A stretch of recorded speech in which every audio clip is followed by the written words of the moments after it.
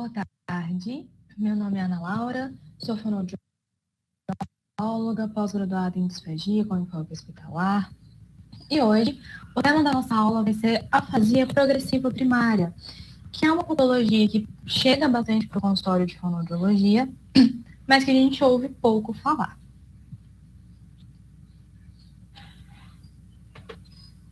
Lembrando que a gente tem as nossas teleconsultorias, então se você tiver alguma dúvida, seja durante a aula, seja de outro assunto, de um caso mais específico, pode enviar a sua dúvida lá que a gente está pronto para te ajudar. Bom, primeiro vamos entender o que é a afasia progressiva primária. Peço desculpa porque eu tô com uma tossezinha, de vez em quando ela atrapalha para falar. Mas a afasia progressiva primária, ela é uma patologia neurodegenerativa. Então, como o próprio nome diz, progressivo, vai progredir, vai ter diferença, vai piorando, vai evoluindo o quadro do paciente. E a principal característica da afasia progressiva primária é a perda de linguagem. Por isso que se chama afasia. A afasia, num contexto geral, ela é a perda, a ruptura brusca da linguagem. Então, num determinado momento, a pessoa está falando, depois ela não fala mais. E isso acontece muito com o paciente que teve um AVC, que teve um traumatismo crânioencefálico, que teve alguma perda nas áreas da fala. Mas é a afasia mais comum, digamos assim. A afasia progressiva, ela tem início, né, entre 45 e 70 anos. Existem pacientes que apresentam sintomas da doença bastante precoces mesmo, e é uma afasia, então faz essa ruptura da linguagem, só que é de uma vez igual nas afasias que a gente tem dos pacientes de AVC, por exemplo. É uma afasia progressiva. O padrão de fala desse paciente se altera aos poucos e cada vez mais vai piorando. A gente tem que ficar bastante atento. A gente, como rede de apoio, de uma família, a gente precisa ficar bastante atento em qualquer sinalzinho que possa nos levar a desconfiar que esteja surgindo uma afasia progressiva primária. Fazendo um parênteses rapidinho, muitas vezes ela pode ser confundida com um tipo de demência. Como que a gente vai fazer esse diagnóstico diferencial? Primeiro, quem vai fazer é o médico, é o neurologista, mas ele precisa da nossa ajuda também, tá? Para tratar o caso. Ele que vai fazer o diagnóstico, mas a gente consegue fazer o diagnóstico diferencial pelos sintomas e por exames de imagem também, tá? A gente vai ver como que fica o padrão de imagiologia desses pacientes também. E como é que se inicia essa afasia progressiva? Começa com uma dificuldade de nomeação. Então, a pessoa olha para uma garrafa, esquece que o nome é garrafa, vai esquecendo essa nomeação. E parece, muitas vezes no início, principalmente nos 2 primeiros anos, ela pode ser confundida com a demência que se dá no Alzheimer. Por isso a gente tem que ficar muito atento, porque nos 2 primeiros anos da afasia, ela se parece muito com a afasia que se dá nos pacientes com Alzheimer. Então a gente tem que ficar bastante esperto para pegar esse pulo do gato. Nossa, tá começando a esquecer palavras. A gente já começa a ajustar com esse paciente para fazer todo e qualquer tipo de testes que possam esclarecer a nossa dúvida. Esse paciente tem também uma gagueira, tá? Ele tem uma gagueira, uma fala muito segmentada, que a gente não consegue, mas não vai conseguindo mais entender o que está acontecendo com esse paciente, né? A fala dele fica bastante ruim. Se assemelha a essa gagueira, se assemelha com essa fala segmentada. O que é essa fala segmentada? Ele não consegue concatenar a ideia, ele não consegue ter fluidez no seu discurso, tá? E pode, a partir do momento em que evolui essa condição, numa apraxia de fala. A apraxia de fala, ela não se dá fonoaudiólogo, já ouviu muito falar na apraxia de fala na infância. Mas essa apraxia de fala pode se dar no adulto também, tá? Que é aquela dificuldade que o cérebro tem de programar a movimentação. O cérebro não consegue programar e o músculo não consegue receber a mensagem certinha de qual movimento ele precisa fazer. A gente precisa ensinar esse cérebro a planejar o movimento. A cognição e a memória não verbal estão relativamente preservados nos 2 primeiros anos. Então, são pacientes que eles conseguem manter uma certa qualidade de vida, conseguem manter as atividades de vida diária dele também. Ele consegue fazer muita coisa nesses 2 primeiros anos. Por isso que é difícil de diagnosticar, por isso que é difícil pegar esse diagnóstico bem no começo. Porque o paciente, ele consegue, de vez em quando ele esquece, mas a memória não verbal e as atividades de vida diária, ele consegue fazer nesses 2 primeiros anos. E a sintomatologia mais específica vai depender da área afetada, tá? Se é uma área mais frontal ou se é uma área mais temporal. A gente vê que tem algumas outras áreas ali que vão influenciar também, já já a gente vê, mas os principais sintomas vão depender dessa área afetada. Porque, geralmente, a afasia progressiva primária, ela se inicia com essa perda da fala, com essa perda da memória, né? Não consegue nomear, tem essa dificuldade de nomeação. Só que em alguns raros casos, podem começar com uma alteração comportamental, principalmente se a área afetada for frontal. E aí a gente vem também com o diagnóstico diferencial de uma demência frontotemporal, tá? A afasia progressiva primária, ela é um tipo de demência frontotemporal, mas existem outras. A gente precisa diferenciar se é a afasia mesmo, ou se é um outro tipo de demência, tá? No geral, o que os exames de morfologia e de funcionalidade dizem? Tem uma atrofia, então tem uma perda da massa cerebral ali, e uma hipoatividade. Diminuiu a atividade daquela região em região cortical perissilviana esquerda. Por que é extremamente importante a gente saber que em área cortical, porque é aquela área que a gente mais tem essas conexões, né, neuronais que vão nos fazer as atividades, porque é extremamente importante a gente pensar na região perissilviana. Essa região, ela é muito famosa, é a principal região perissilviana da linguagem.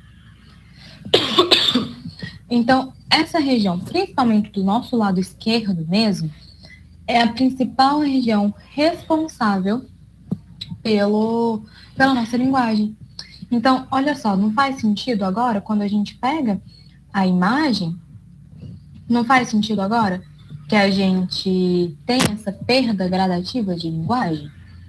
Por isso a gente dá o nome de afasia, principalmente porque a grande maioria dos estudos nos mostram alterações nessa região cortical perissilviana esquerda, ali por volta das áreas de Broca e de Wernicke, tá? Como a gente comentou aquela hora, no início, o paciente ele consegue fazer uma manutenção de atividades de vida diária. Ele consegue ter um autocuidado, então ele levanta, ele toma banho sozinho, ele come sozinho, ele toma café da manhã, ele faz tudo o que ele precisa sozinho, de autocuidado. Atividades de vida diária também, pentear cabelo, ver uma televisão, ligar uma televisão, hoje em dia mexer no computador, que muita gente mexe no computador ou no celular, e até o emprego, esse paciente consegue manter. A depender da atividade que ele realiza, ele consegue fazer essa atividade. Só que o maior prejuízo dele está no ambiente social e familiar. Por quê?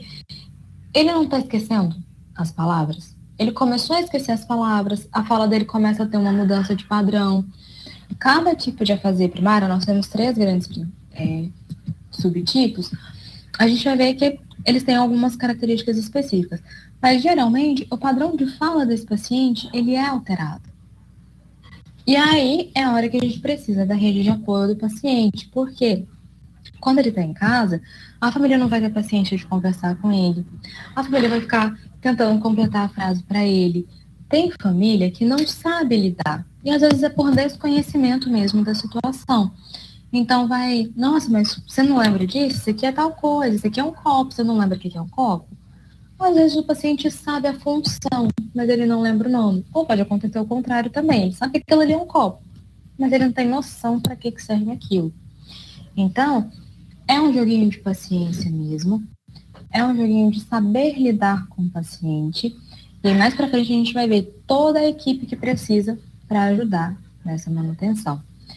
E são pacientes que, por esse prejuízo social e familiar, porque ele não consegue mais manter com a mesma qualidade de antes uma conversa com o próximo, são pacientes que tendem a desenvolver depressão. Porque ele passou a vida inteira se comunicando, sendo entendido pelas pessoas, compreendendo o que as pessoas diziam, consegue mais fazer isso. Ele não mantém mais a mesma qualidade de comunicação que ele mantinha antes. E isso é muito difícil. Não só para o paciente, mas para quem está perto dele também.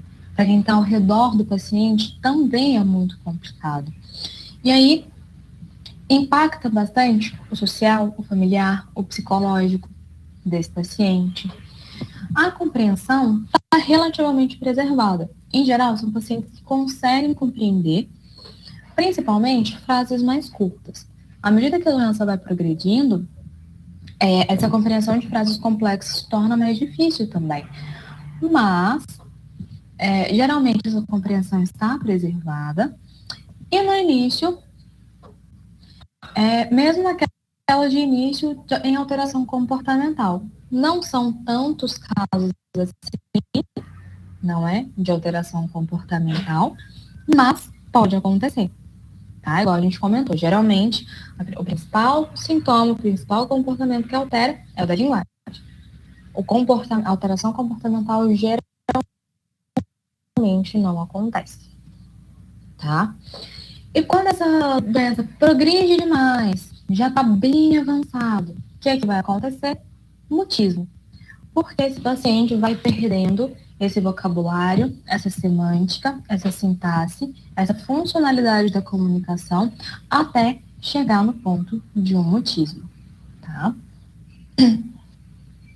Então, a gente tem 2 principais subtipos, mas a gente pode colocar um terceiro aí, que são as afasias progressivas primárias, fluentes e não fluentes. Então, agora a gente vai ver com mais detalhes sobre esses subtipos. Então, primeiro, a afasia progressiva não fluente. O que acontece? Afeta a região perissilviana esquerda, igual a gente viu que na imagiologia é a principal alteração que a gente tem. Tem uma atrofia frontal também, inferior esquerda e insular. Por isso que se torna também não fluente. Além de ter essa dificuldade da nomeação, vai ter uma dificuldade na fluência do discurso. Então, é um discurso espontâneo não fluente.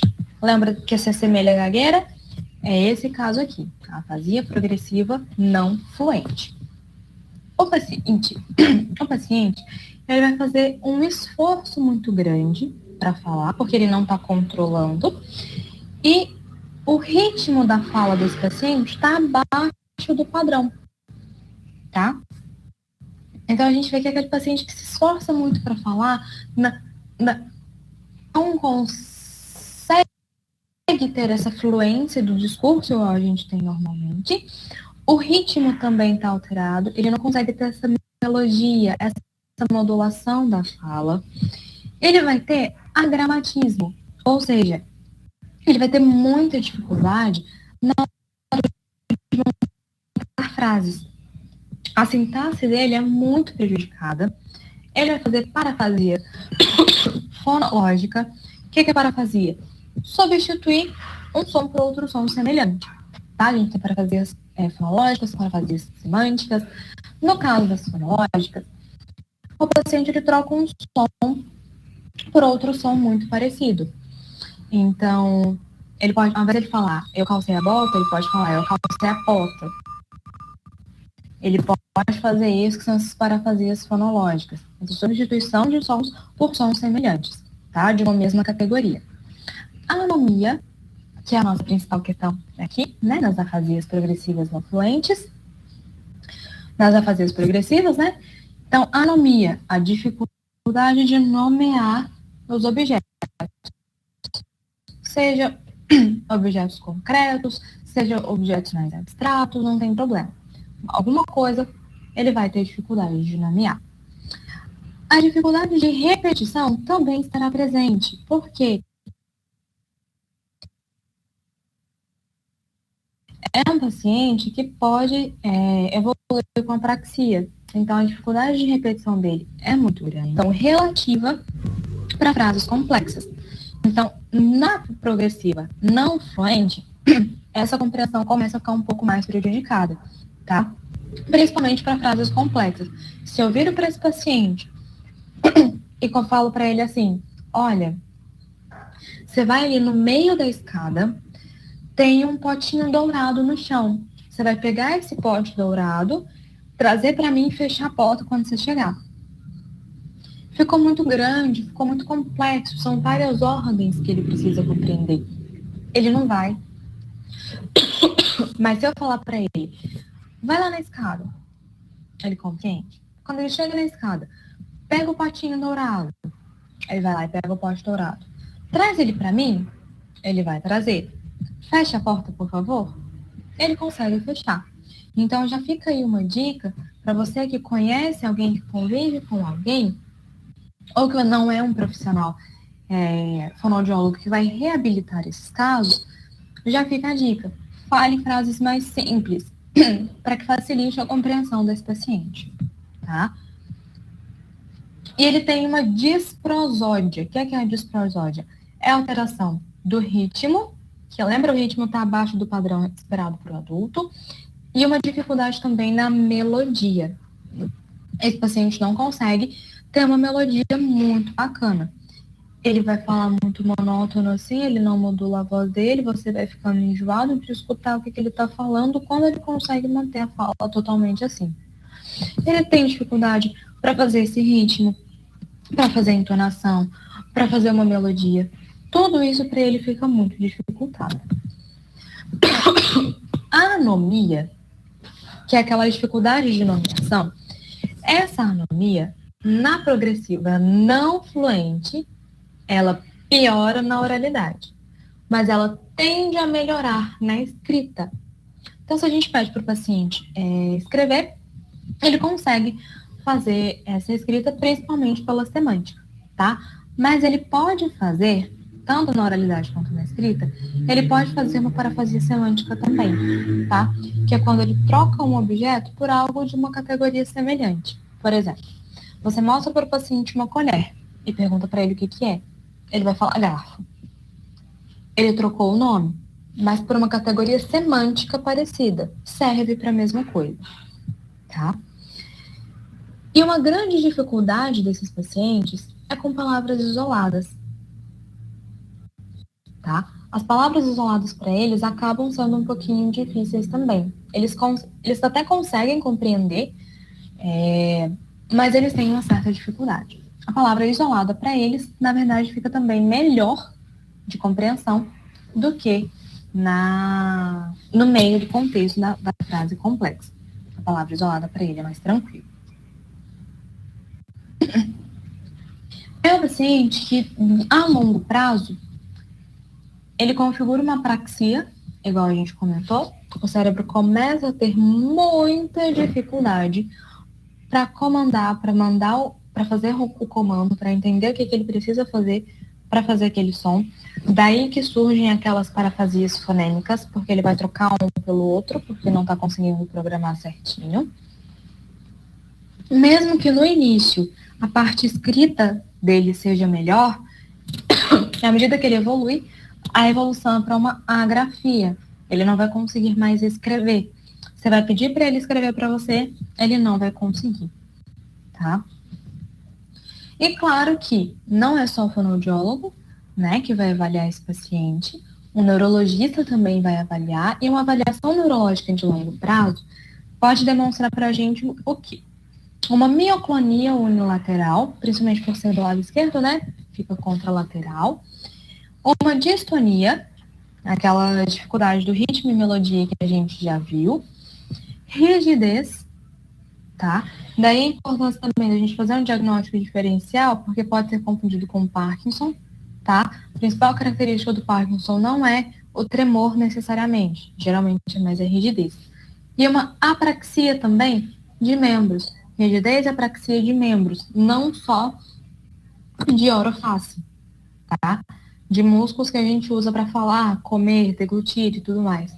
Não, isso pode evoluir para o corpo também, tá? E aí, quando evolui para o corpo, a gente evolui para uma síndrome córtico-basal também. Aí, o neurologista precisa ajustar esse paciente com medicação e a gente da fono ajusta com a terapia para uma comunicação mais eficiente. Além da afasia progressiva não fluente, a gente tem a afasia progressiva logopênica. O que é isso? É uma importante alteração na nomeação de palavras isoladas. Naquela hora acho que eu falei um pouquinho errado. Na afasia progressiva não fluente, palavras isoladas são ok para o paciente. Palavras isoladas para ele é tranquilo. Se ele tem uma afasia progressiva logopênica, essa palavra isolada para ele é muito difícil. Quando tem um contexto, mesmo que esteja reduzido, ele até consegue se expressar melhor. Mas a palavra isolada também é muito difícil para ele, é o mais difícil para ele. Por isso que se chama logopênica da palavra, né? E a afasia logopênica, ela pode ser chamada de mista. Por quê? Ela também é não fluente, igual a que a gente acabou de ver, mas a gente vai ter todas aquelas características de uma fala não fluente, vai ter distrofia, vai ter a distrofia, vai ter tudo que o paciente do não fluente tem. Só que ele tem a compreensão perturbada. Lembra que na afasia progressiva não fluente, olha só, uma compreensão relativa, ou da logopênica não tem. Da logopênica, ele tem a compreensão perturbada. Por isso que às vezes eles chamam a logopênica de mista, tá? Porque tem a questão da fala não fluente e a compreensão perturbada. O que o exame de imagem de um paciente com afasia progressiva logopênica evidencia pra gente? Tem uma atrofia ou redução, não chega a ser o AVC, tá, pessoal? Quando o AVC é bem característico de AVC, mas quando a gente faz o exame para ver como está a irrigação sanguínea daquela parte, a gente vê um aporte reduzido, tá? Em porção posterior do córtex temporal esquerdo e médio. Então, córtex temporal, deixa eu mostrar aqui. Córtex temporal tá aqui, lá no meio tem essa atrofia ou um fluxo de sangue reduzido. Se não tá alimentando, o sangue não está alimentando aquela região, ela tende a não funcionar direito. Daí vem a dificuldade de compreensão. A nossa compreensão, a nossa memória semântica está toda aqui no lobo temporal. E aí faz sentido, quando a gente casa esses exames de imagem com a sintomatologia do paciente, aí faz sentido esse paciente ter essa grande dificuldade de palavras isoladas. Por quê? Isoladamente, essa memória semântica está muito prejudicada, porque pegou o lobo temporal, tá? Bem como o lobo parietal inferior. O lobo parietal que já está mais aqui em cima, a área de integração. Então, integra tanto a fala não fluente quanto a compreensão, tá? Justamente por isso também, por essas áreas serem afetadas, que a gente tem limitação de memória de curto prazo auditivo verbal. Se você falar para o paciente 4, 5 palavras para ele lembrar a sequência, ele vai ter muita dificuldade. Mas se você perguntar um evento que aconteceu 10 anos atrás, para ele tá tranquilo. Por quê? A limitação dele é da memória de curto prazo. Por isso que o discurso dele também fica alterado e o discurso dele também fica não fluente, tá? Porque esse discurso de curto prazo, essa memória de curto prazo, auditivo e verbal, tá bem prejudicado. Só que ele consegue fazer 4 palavras ou mais em sintaxe preservada. Ele não tem agramatismo. Ele não tem fluência. Então, aquele paciente que fala muito picotado. Mas ele mantém o discurso. Porque ele consegue fazer frases de 4 palavras ou mais. O discurso dele vai fazer sentido? Nem sempre. Porque a compreensão dele está perturbada. Então, você vai falar uma coisa para ele geralmente não vai entender o que é que você falou, mas ele consegue fazer uma frase mais complexa, tá? E aí a gente chega no último tipo, né? A afasia progressiva fluente, que é uma lesão temporal anterior. Então, um pouquinho mais para frente do lobo temporal, tá? Então, o que esse paciente vai apresentar? Um discurso fluido. Tem alguma alteração de lobo frontal? Não. Tem alguma alteração de ínsula? Então, geralmente não. Então, ele consegue ter uma fluência da fala. A articulação dele é ok, ele não apresenta geralmente apraxia, tá? A sintaxe dele está correta, ele consegue produzir frases mais complexas, só que ele tem pausas anômicas frequentes. Por quê? Não foi lesão temporal? Não vai afetar a memória semântica? Então, ele vai ter dificuldade também de nomear o que ele precisa nomear. Ele não consegue frequentes. Ele não vai conseguir dar nome às palavras. Ele não vai conseguir lembrar das palavras para ele construir o discurso dele. É um paciente que, diferente da afasia progressiva não fluente, que ele troca muitos sons, principalmente por conta da apraxia, esse paciente ele apresenta parafasia semântica. Então, lembra do paciente da colher? Que a gente apresenta a colher para ele fala garfo? Esse paciente da progressiva fluente, ele vai fazer muito isso, tá? Porque ele consegue fazer um discurso maravilhoso, mas ele troca muito, principalmente porque ele não consegue nomear aquilo que ele precisa corretamente. Só que com o tempo, é um paciente que a gente precisa prestar muita atenção.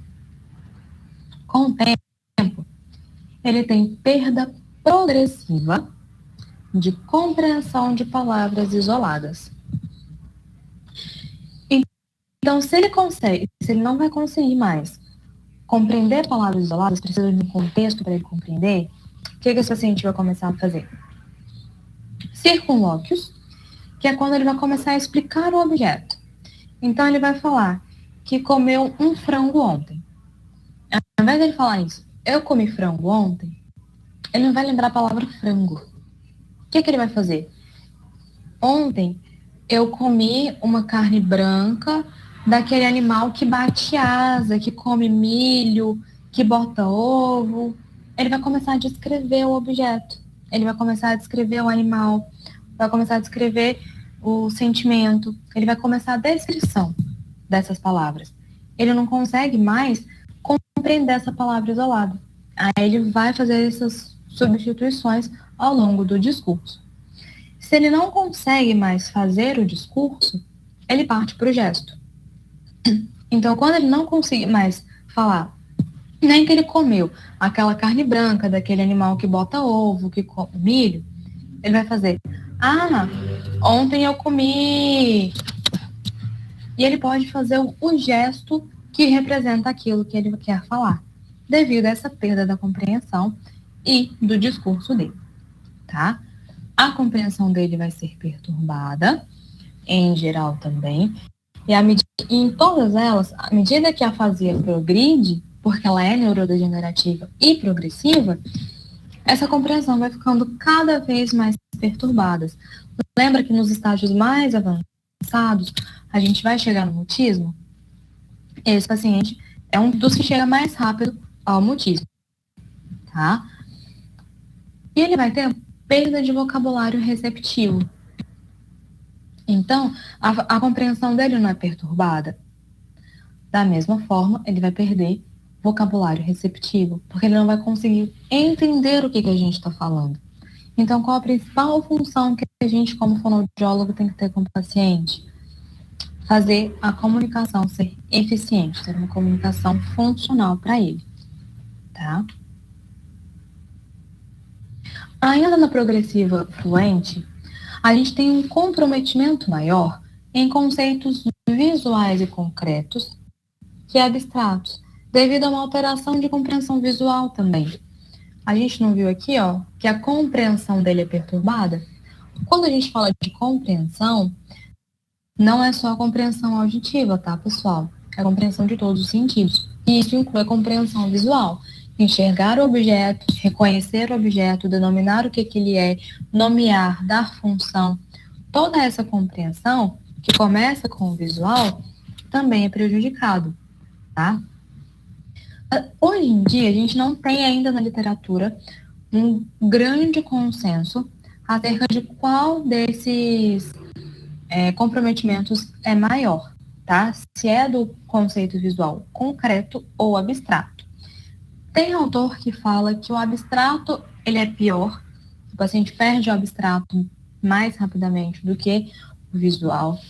Tem vários autores que falam desse comprometimento visual maior que o concreto, maior do que o abstrato, tá? Ainda não existe um consenso, mas a gente tem evidenciado que esse comprometimento visual concreto, geralmente, ele é pior, porque o paciente vê e ele não consegue reconhecer. Às vezes, o abstrato, para os pacientes, consegue ser mais fácil, tá? Porque eles têm essa perda da compreensão visual.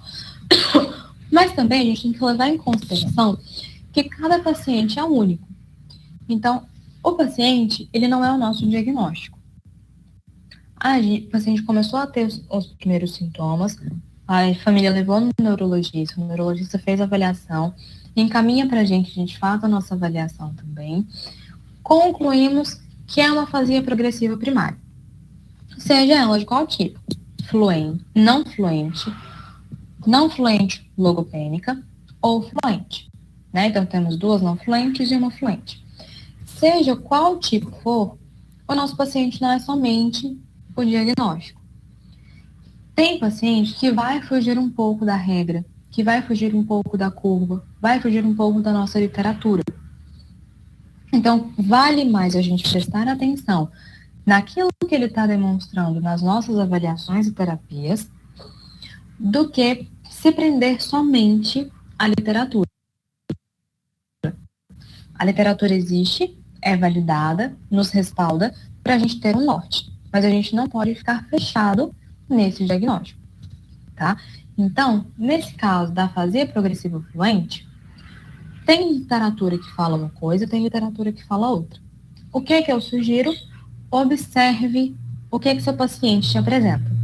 Observa qual déficit para ele vai ser maior. Porque vai ter paciente que vai apresentar um comprometimento maior no conceito visual concreto e outro que vai ter um prejuízo maior no conceito visual abstrato. Observa, avalia esse paciente. Como que a gente pode avaliar? A gente pode utilizar a bateria MAC, tá? Que é um material riquíssimo para a gente avaliar os pacientes de afasia, tá? A gente pode fazer a bateria MAC, pode fazer o Bristol também, é um método de avaliação muito bom. A gente avalia o discurso espontâneo desse paciente, dá um contexto para ele fazer um discurso. Tudo isso a gente pode fazer para avaliar o paciente, tá? E não exclui a possibilidade de dissociação dupla. Então, quer dizer que vai ter um grupo de pacientes que tem um comprometimento de conceito visual concreto e vai ter um paciente de comprometimento visual abstrato. Um não exclui o outro, tá? Pode ser que o paciente tenha dificuldade nos dois. Você vai mostrar um objeto físico para ele, um celular, por exemplo. Ele não vai conseguir nomear. E você pode falar de um conceito, algo abstrato, como felicidade, por exemplo. E ele não vai conseguir saber o que é também, tá? Um não exclui o outro, mas geralmente o paciente tem predominância de um só, tá? E o que acontece também com os pacientes da progressiva fluente? Alteração de memória anterógrada. O que é isso? Memorizar fatos novos, para eles é muito difícil. O esquecimento também é progressivo. E aí é a hora que muita gente fala que a afasia progressiva fluente pode culminar numa demência de Alzheimer ou numa demência frontotemporal também, tá? Porque o esquecimento é progressivo. Então, você lembra daquela provinha? Falar uma sequência de palavras para o paciente nomear, para ele lembrar e nomear para você, falar para você o que você falou. Ele não vai conseguir também. Porque esse comprometimento de memória de curto prazo dele está muito prejudicado. E só vai piorar, tá? Em todos esses casos, tem uma evolução para piora desse paciente, tá? O esquecimento dele é progressivo. Por isso que é muito mais fácil esse paciente da progressiva fluente lembrar de um fato mais antigo e não lembrar de um fato novo que aconteceu ontem, por exemplo. Porque para ele essa memória é anterógrada. É uma memória difícil de fazer, tá? Construir uma nova memória para esse paciente é muito complicado. Nossa, Ana, então reabilitar esse paciente é muito difícil. A gente não consegue reabilitar. A gente vai ajustar o que esse paciente precisa na nossa função, tá?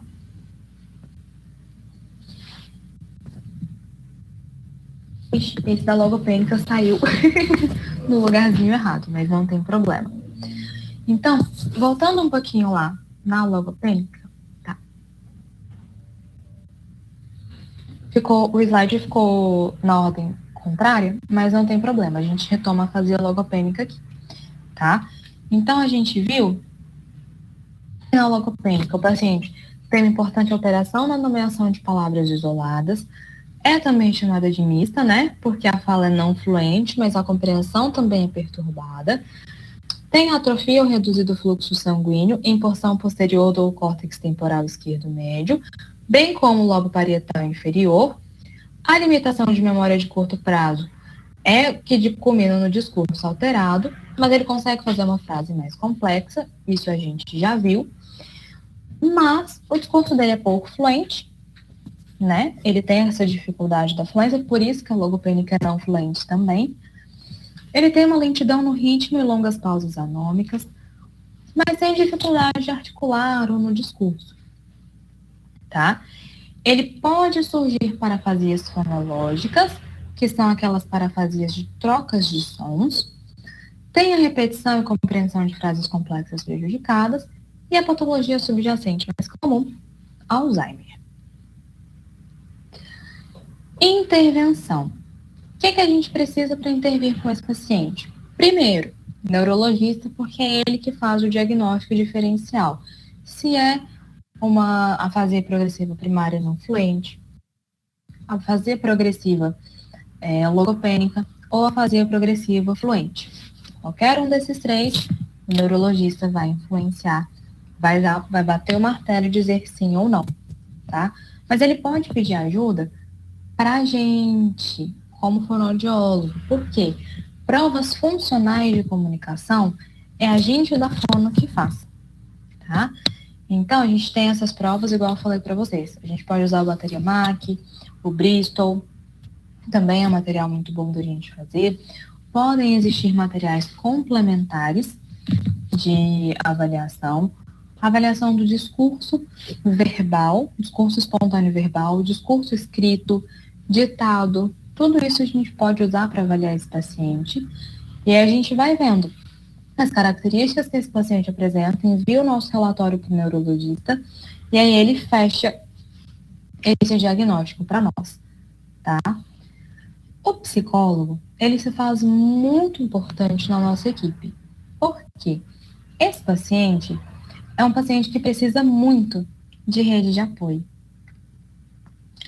É uma doença de evolução muito rápida. Geralmente a evolução dela não é lenta. Então, a gente precisa saber lidar com esse paciente, porque não é fácil você lidar com um paciente que esquece das coisas o tempo todo, ou que não consegue se comunicar direito, que não lembra das palavras isoladas, ou que lembra das palavras isoladas, mas tem aquela dificuldade no discurso dele também. Tudo isso impacta, lembra que um dos principais prejuízos, principalmente nos 2 primeiros anos de sintomas, é o prejuízo social e familiar. Então, a gente precisa do psicólogo para ajudar a gente nessa rede de apoio, tá? Porque ele precisa acolher esse paciente com esse diagnóstico. Ele precisa acolher a família desse paciente, o social desse paciente. Ele vai ter que ser preparado psicologicamente para deixar o trabalho daqui a pouco, para ser mais dependente nas atividades de vida diária, porque com a evolução da doença ele não vai conseguir. E a gente, como terapeuta também, por mais que a gente estude, por mais que a gente tenha material, tenha respaldo, saiba na literatura o que fazer, quando a gente pega o primeiro paciente, também é impactante, tá? A gente vê um paciente muitas vezes novo, 45, 50 anos, que apresenta uma limitação tão grande. E aí, como é que a gente faz? Então, o psicólogo, ele não é somente para o paciente, ele é para toda a equipe, para que todos nós consigamos ajustar toda a nossa terapia da melhor forma possível para ele, tá? Tem medicação que a gente usa para retardar a doença, para evitar esse aparecimento? Não. Infelizmente, nós não temos medicações que causem esse efeito, que parem a progressão ou que retardem a progressão. O que a gente pode fazer é aliviar sintomas, principalmente se acontecem aqueles sintomas extrapiramidais da avaliação neurológica complementar que a gente viu lá atrás. Lembra? Da mioclonia, da rigidez. Tudo isso pode acontecer com o paciente da afasia progressiva primária.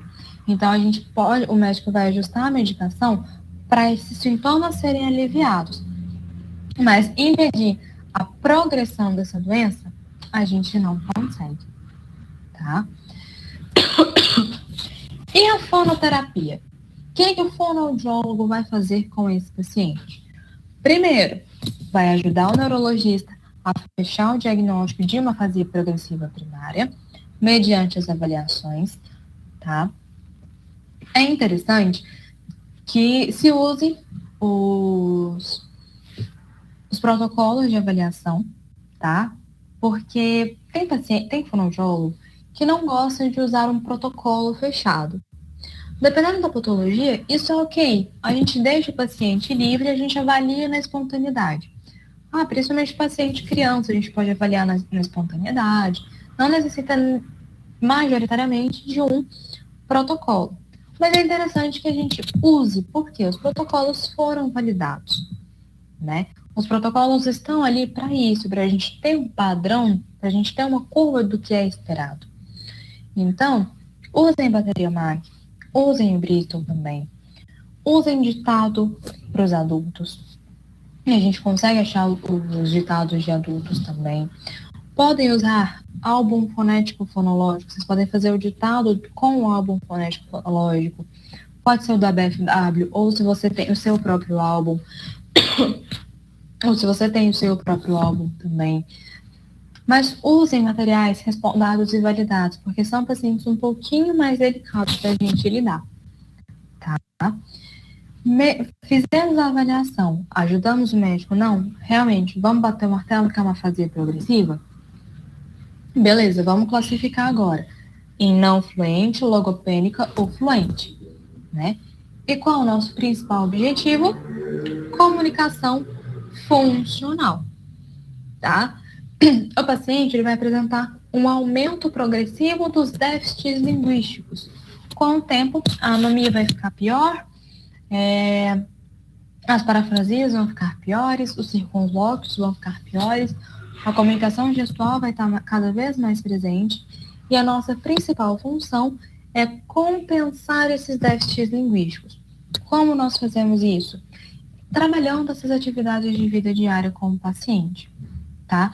Lembra que tem paciente que vai ter uma dificuldade na compreensão visual concreta, outro de abstrata, ou dos dois? A gente presta muita atenção em qual paciente tem mais dificuldade e a gente pode trabalhar essa dificuldade dele com apoio visual, com apoio auditivo, com apoio sinestésico também. A gente pode usar pistas sensitivas na boca desse paciente para que a gente consiga fazer um melhor trabalho da comunicação oral.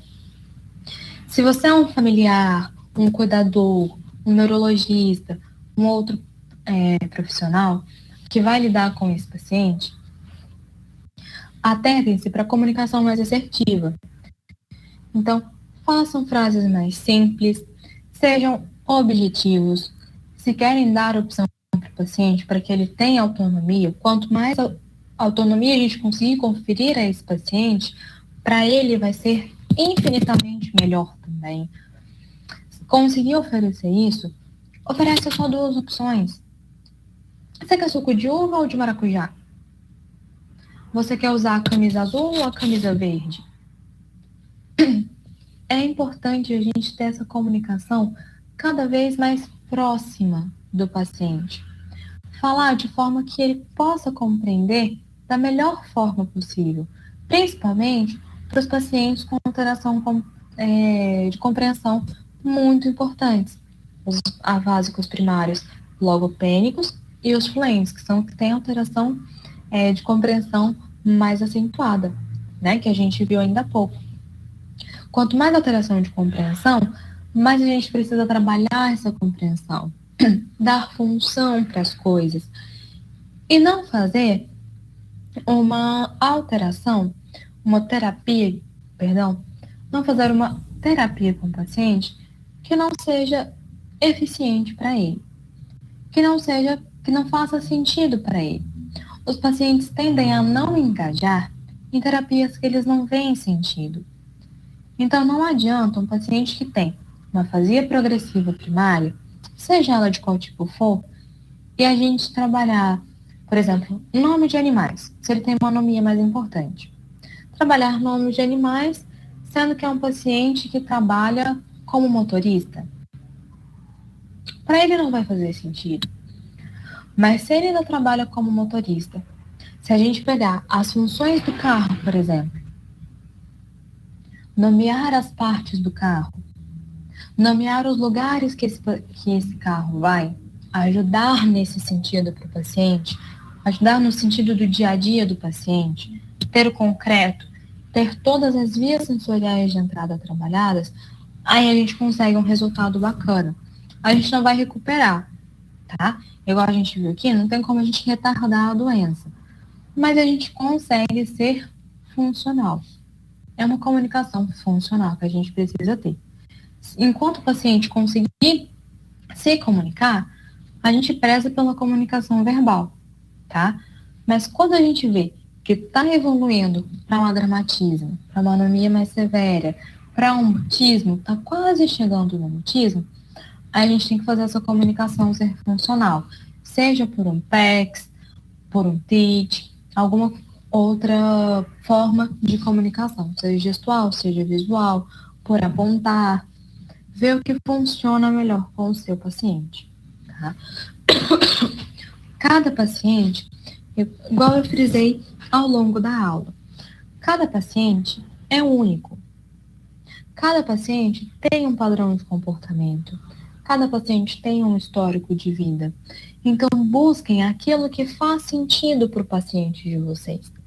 Isso é o que vai fazer total diferença tanto no resultado da terapia, quanto no engajamento da terapia também. Esse paciente precisa se sentir pertencente. Ele não já tem aquele prejuízo social e familiar gigantescos, porque ele não consegue mais manter esse diálogo? Seja a pessoa que vai fazer a diferença na vida do seu paciente. Olhe para ele além do diagnóstico da afasia. A gente sabe que é um diagnóstico difícil, a gente sabe que é progressivo, a evolução é para pior, o que dificulta muito. A gente sabe que é muito sofrido. A gente vê esse paciente evoluir muito rapidamente diante dos nossos olhos. Mas a gente precisa ser aquele profissional que vai fazer a diferença dele até quando a gente for necessário, tá? Então, a gente presta atenção muito minuciosamente nas características que esse paciente apresenta, principalmente na hora da avaliação, tá? Uma avaliação bem feita é uma avaliação que vai dar todos os nortes que a gente precisa na hora da terapia. É um paciente que precisa muito desse olhar atento, desse olhar perspicaz que a gente precisa ter, tá? Independente de qual dos 3 tipos a gente tem. Lembra? 2 não fluentes, né? A afasia não fluente, a logopênica, e a afasia fluente, tá? Ana, qual é a mais comum? Na verdade, a afasia progressiva, para o fonoaudiólogo, é um prato cheio, né? Eu tenho uma professora que ela até, da época da faculdade, ela brinca que a afasia é a doença do fonoaudiólogo, né? Porque ela é um prato cheio para a gente, para a nossa terapia. Mas, para a gente, é mais comum, só que ela não é tão comum assim de acontecer, tá? E não tem uma mais prevalente que a outra, tá? Até hoje a gente não encontrou estudos que falem, a afasia progressiva primária fluente é mais comum, a não fluente é mais comum, a logopênica é mais comum. A gente não tem dados demográficos suficientes, pelo menos aqui no Brasil, tá? Em outros lugares, até o momento, eu não tenho conhecimento também sobre essa demografia, sobre essa prevalência e tudo mais. Mas, no geral, é uma doença que aparece no consultório fonoaudiológico, mas é ainda mais comum a gente pegar Alzheimer, tá?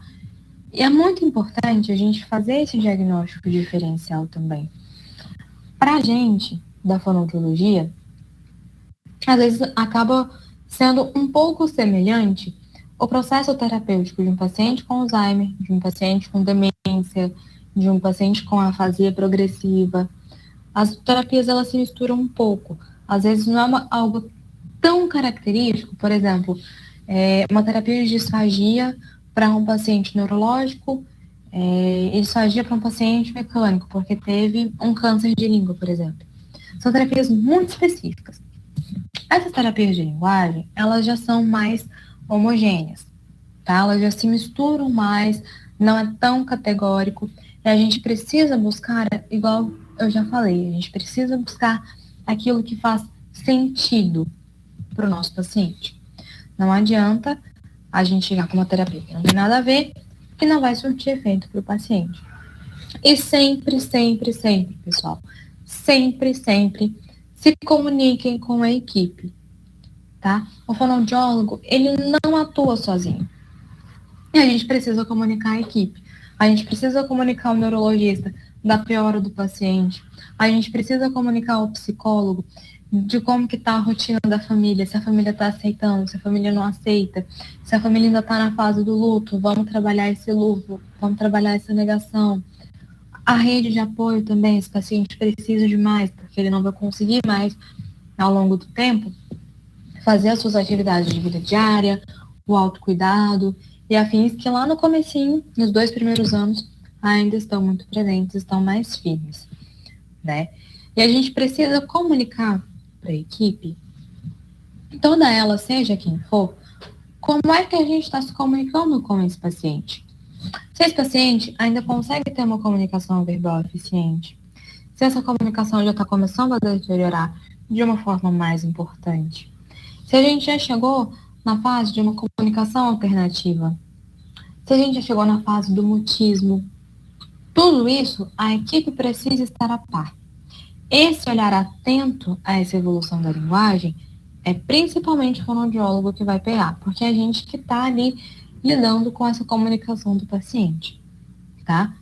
O olhar perspicaz dele faz muita diferença. Assim como aquele olhar atento lá na avaliação vai permear toda a nossa terapia, cada terapia que a gente faz com o paciente precisa funcionar como uma nova avaliação.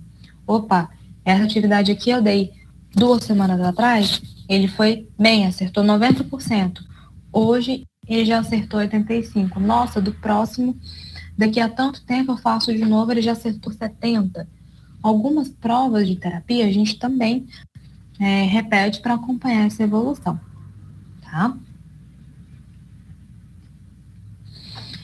Então, pessoal, o nosso assunto de hoje sobre afasia progressiva primária foi essa aula. Lembrando que a gente tem as nossas teleconsultorias. Vocês podem tirar a sua dúvida sobre a aula de hoje ou sobre um caso específico que você tenha na sua cidade. Pode entrar em contato com a gente, que nós estamos prontos para te responder. Sejam muito bem-vindos. E quaisquer dúvidas que vocês tiverem, podem entrar em contato comigo. Qualquer coisa, eu estou à disposição. Muito obrigada.